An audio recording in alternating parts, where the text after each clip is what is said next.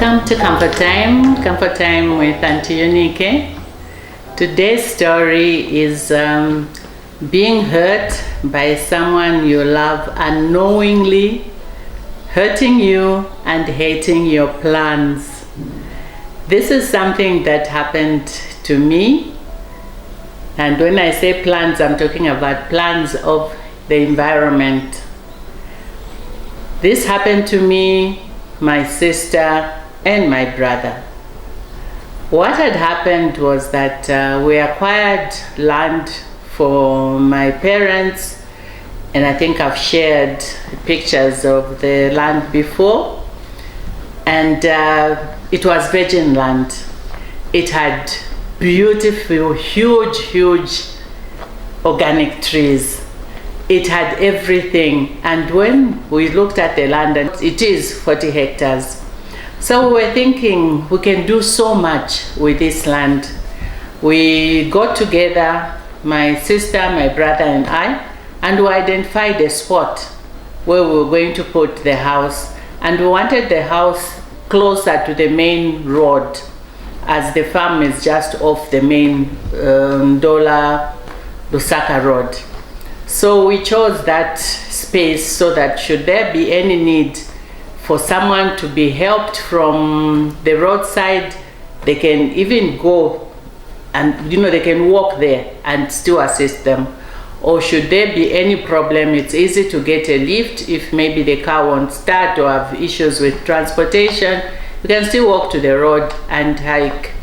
So now we were so excited, and we decided what's the best way we can use this piece of land. So we decided, okay, when we were in school, we were at Ibenga Secondary School, we were girl rangers and girl guides, and we used to go camping. And when you go camping, we used to have so much fun. You learn how to live with the environment, you learn how to swim in the river, you learn how to cook in the wild. It was just fun. We learned so much, and we thought this is the experience that we can give a lot of people right here, a lot of students, and it's so close to town. It's not very far, it's just 10 kilometers from town. So we thought, okay, how do we go about that? We went and got in touch with the schools that were around that area, asked them if this was something that they would be interested in, and everybody was happy to have such a place. They said, please, we will sign up immediately if you let us. So we signed up a number of schools. We gave them an idea of what our plans were, and they were very happy. So now we built the house, and mom and dad moved to the house. And my mom is the farmer. She's the one who was interested more in farming than dad. So what she did was call her family members and her friends. She lived in Chingola before, so she had a best friend, and she had some close relatives, some from the Copper Belt, some from the village. And so she decided she was going to invite them to come and be with her and come and celebrate this land she got. So they were very excited. They came, she told us, oh, I'm inviting friends and family to come and celebrate with me. Send me some money for the celebration. And we did that. We sent the money for her, and they were busy having a good time. While we now started looking for tents, looking for whatever we would need, and also looking for people to help us to make the camping sites habitable. So we got all that together. After a month or two, we decided, okay, we can now visit the farm and take these people so that we can start the works, and also start thinking of what we were going to build the schools and how the whole thing was going to play out. So I was coming from Lusaka. I drove right past the farm. I didn't recognize it.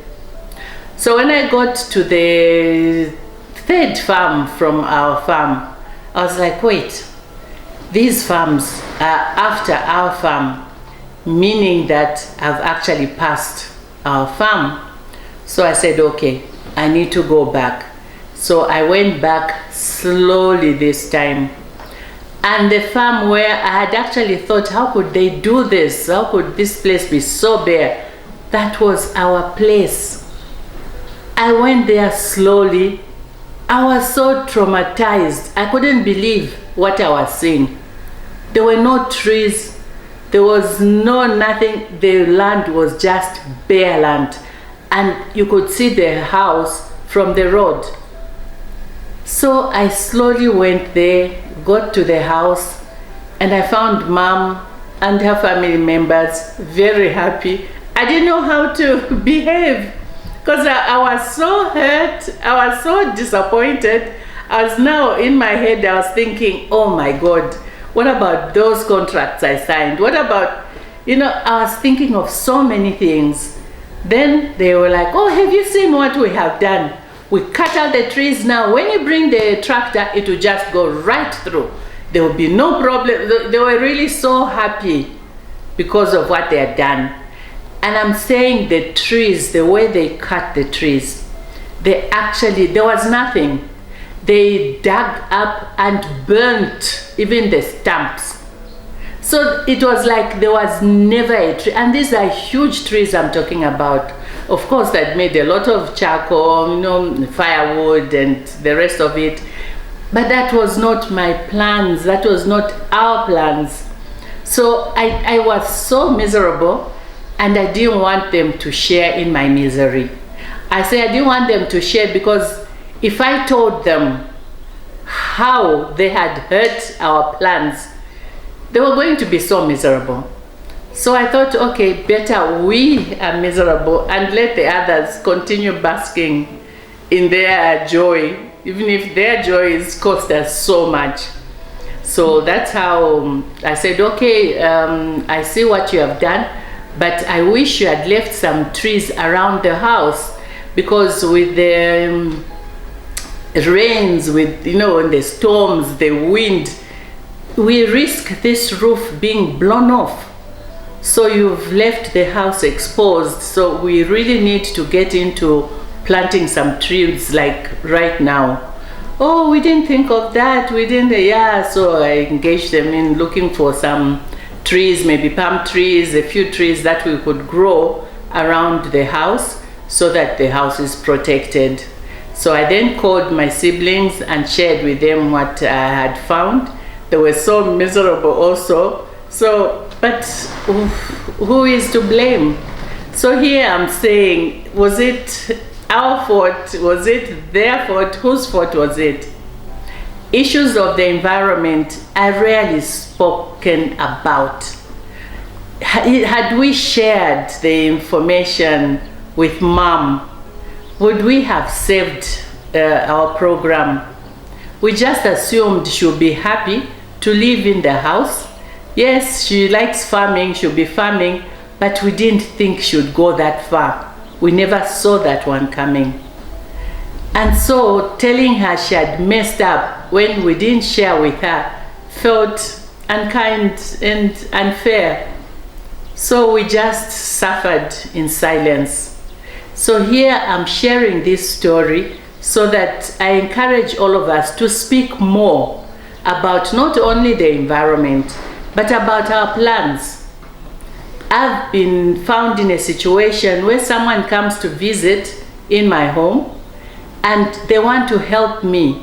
So they go to try and clean up something, a very expensive gadget, and they end up messing it up, maybe breaking it or damaging it.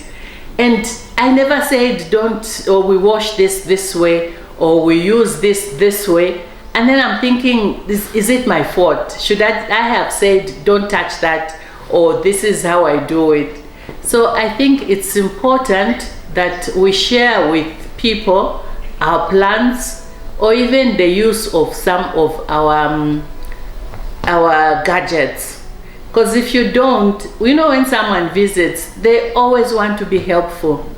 So they'll look at doing things the way they know how. And hopefully when you come, you cheer them on, you'll be happy that they did that.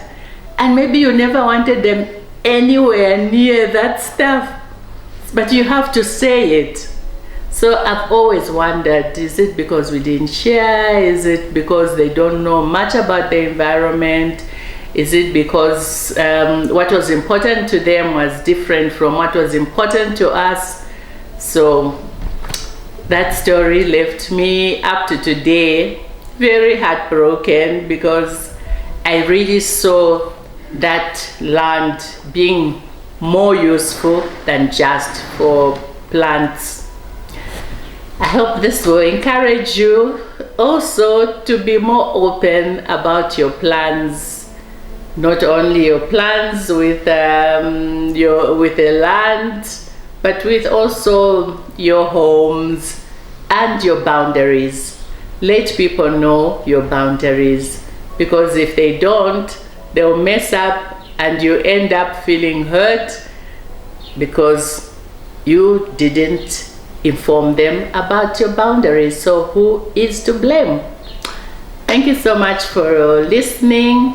I hope you've already subscribed. If you haven't, please do, and invite others to do the same, to like, subscribe, and share. Thank you for listening. See you in the next video.